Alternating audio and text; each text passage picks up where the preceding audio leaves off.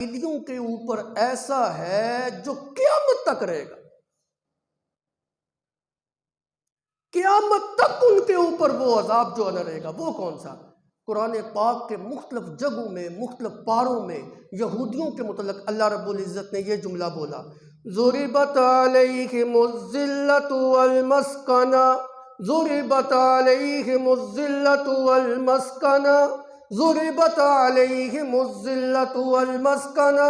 یہ یہودی جو ہیں ان کے اوپر ذلت چھائی گئی ہے، مار دی گئی ہے، ذلت ان کا مقدر بن گئی ہے۔ یہ سدا ذلیل رہیں گے، ہمیشہ ذلیل و خوار رہیں گے، کبھی جو ہے سر نہیں اٹھا سکیں گے۔ والمسکنہ، محتاجی ان کا مقدر جو ہے نا وہ بنا دی گئی ہے۔ اب یہ ذلت سے کون سی ذلت مراد ہے؟ مفسرین فرماتے ہیں اس ذلت سے مراد یہ ہے کہ یہ کبھی بھی صاحب اقتدار نہیں ہو سکتا۔ اللہ دنیا کے اندر یہود کو کبھی بھی اقتدار نہیں دے گا، کبھی بھی اقتدار والی طاقت ان کو نہیں ملے گی، کبھی بھی اقتدار والا عروج ان کو نہیں ملے گا، ہمیشہ ذلیل و خوار جو ہے نا وہ ہوتے رہیں گے۔ اور گزشتہ 2.5 سال کی تاریخ اس بات کی شاہد ہے کہ یہ اقتدار سے محروم ہے۔ اللہ رب العزت نے ان کو اقتدار سے محروم رکھا ہوا ہے۔ حالانکہ ایک وہ دور تھا کہ یہ صاحب اقتدار تھے، ایک وہ دور تھا کہ اقتدار ان کی لونڈی تھی، ایک وہ دور تھا کہ حکومت اور بادشاہت انہی کے قبیلہ کے ساتھ خاص تھی۔ یہ بات میں نہیں کہہ رہا، اللہ کا قرآن کہہ رہا ہے۔ 2 چیزیں اللہ نے اس قبیلے کے اندر بڑی فضیلت کے ساتھ رکھی ہیں۔ وَإِذْ قَالَ مُوسَىٰ لِقَوْمِهِ يَا قَوْمِ اذْكُرُوا نِعْمَةَ اللَّهِ عَلَيْكُمْ إِذْ جَعَلَ فِيكُمْ أَنْبِيَاءَ وَجَعَلَكُمْ مُلُوكًا۔ 2 چیزیں، إِذْ جَعَلَ فِيكُمْ أَنْبِيَاءَ وَجَعَلَكُمْ مُلُوكًا وَآتَاكُمْ مَا لَمْ يُؤْتِ أَحَدًا مِّنَ الْعَالَمِينَ۔ اس وقت کو یاد کرو جس وقت سیدنا موسیٰ علیہ السلام نے اپنی قوم کو کہا تھا، او اللہ کا خوف کرو، او اللہ کی نعمتوں کو یاد کرو، او اللہ کے احسانوں کی قدر کرو، او اللہ کے انعامات کا تذکرہ کرو۔ کیا اس نے انعام کیا؟ اِذْ جَعَلَ فِيكُمْ أَنْبِيَاءَ، اللہ نے نبیوں کو تمہارے قبیلے کے اندر خاص کر دیا۔ جتنے بھی نبی آئیں گے تمہارے قبیلے سے آئیں گے، جتنے بھی پیغمبر آئیں گے تمہارے قبیلے سے آئیں گے۔ وَجَعَلَكُمْ مُلُوكًا، اور ملوکیت کو، بادشاہت کو بھی اللہ رب العزت نے تمہارے قبیلے کے ساتھ خاص کر دیا۔ جتنے بھی نبی آئیں گے، یوں سمجھ لیں بنی اسرائیل کے 2 قومیں ہیں، بڑی بڑی 2 طبقے ہیں۔ ایک طبقے میں نبیوں کی لڑی آ رہی ہے، اور 1 2 5 10 نہیں، ہزاروں کی تعداد کے اندر جو ہے نا وہ نبی آئے ہیں، اور دوسری لڑی کے اندر بادشاہت جو ہے نا وہ آ رہی ہیں۔ بادشاہت، اس کے آگے اولاد، اس کی آگے اولاد، وہ بادشاہی جو ہے نا وہ بنتے جا رہے ہیں۔ بہت کم نبی ایسے آئے ہیں جو نبوت کے درجہ پہ بھی فائز ہیں اور ان کو بادشاہت بھی ملی ہے، جیسے حضرت یوسف علیہ السلام، جیسے حضرت سلیمان علیہ السلام، جیسے حضرت داؤد علیہ السلام، جیسے ہمارے پیارے پیغمبر حضرت محمد مصطفیٰ صلی اللہ علیہ وسلم۔ بہت گنتی کے چند ایسے نبی ہیں کہ جو نبی بھی ہیں اور بادشاہ بھی ہیں، وگرنہ یہ 2 چیزیں جو نا الگ الگ چلتی آ رہی ہیں۔ لیکن بنی اسرائیل کی یہ خصوصیت تھی کہ ان کے قبیلے کے اندر نبوت بھی تھی، اور ان کے قبیلے کے اندر ملوکیت بھی تھی، بادشاہت بھی تھی۔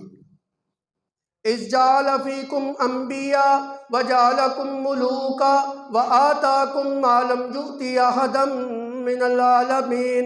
اللہ رب العزت نے تمہیں وہ نعمتیں عطا کی جو جہان والوں میں مَا لَمْ يُؤْتِ أَحَدًا مِّنَ الْعَالَمِينَ، جہان والوں میں سے کسی کو بھی نہیں عطا کی۔ اللہ نے تمہیں ایسی ایسی نعمتیں عطا کی۔ کیا آپ اس بات کا انکار کر سکتے ہیں کہ کچھ معجزات ایسے اللہ نے بنی اسرائیل کو عطا کیے، بندہ حیران رہ جاتا ہے۔ جب یہ میدان طی کے اندر سرگرداں گھوم رہے تھے، اللہ رب العزت نے بادلوں کا سایہ ان کے اوپر کیا۔ یہ جہاں جاتے بادل ساتھ ساتھ چل رہے، سایہ ساتھ ساتھ چل رہا۔ چھوٹا سا ہی نام ہے، بغیر محنت کے، بغیر مشقت کے، بغیر کمائی کے، بغیر محنت اور مزدوری کیے بہترین کھانا منو سلوا جو ہے نا مل رہا ہے۔ آپ سارا دن جو ہے نا محنت کرتے رہتے ہیں، شام کو بڑی مشکل سے دال روٹی کما کے اپنے گھر کے اندر جاتے ہیں، ان کے لیے مفت کے اندر منو سلوا ہے، چھوٹی سی نعمت۔ دشمن پیچھے آ رہا ہے، ظاہری اسباب کے لحاظ سے موت نظر آ رہی ہے، آگے سمندر ہے، پیچھے جو نا فرعون کی فوج ہے۔ اللہ رب العزت نے سمندر کے پانی کو خشک کر کے ان کے لیے رستے بنا دیے، چھوٹا سا ہی نام۔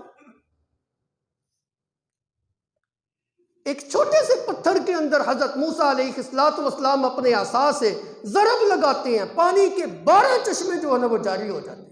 وہ پتھر کو اٹھا کے جہاں مردی لے جائے، چشمہ جو ہے نا ساتھ چل رہا ہے، کوئی اس کا زمین کے ساتھ تعلق بھی نہیں ہے، چھوٹا سا انعام۔ اللہ نے کتنے بڑے بڑے جو ہے نا انعامات جو ہے نا عطا کی۔ نبوت بھی تمہارے ساتھ خاص کی، ملوکیت بھی تمہارے ساتھ خاص کی۔ اذ جعل فیکم انبیاء وجعلکم ملوکا وآتاکم ما لم یؤتی احدا من العالمین۔ جہان والوں پہ ہم نے تمہیں فضیلت بھی عطا کی، ایسی ایسی نعمتیں عطا کی جو کسی قوم کو نہیں عطا کی۔ پھر یہ ملوکیت کہاں گئی؟ کیسے ان سے چھن گئی؟ ان کی انہی نافرمانیوں کی وجہ سے اور حکم عدولیوں کی وجہ سے۔ ذالک بما عصوا وکانوا یعتدون ویقتلون الانبیاء بغیر حق۔ یہ نبیوں کو ناحق قتل کیا کرتے تھے۔ حضرت یحییٰ علیہ السلام کو شہید کرنے والے یہی ظالم لوگ۔ حضرت عیسیٰ علیہ السلام کو مارنے کے در پہ جو ہے نا یہ تل پڑے تھے، پیچھے لگے ہوئے تھے۔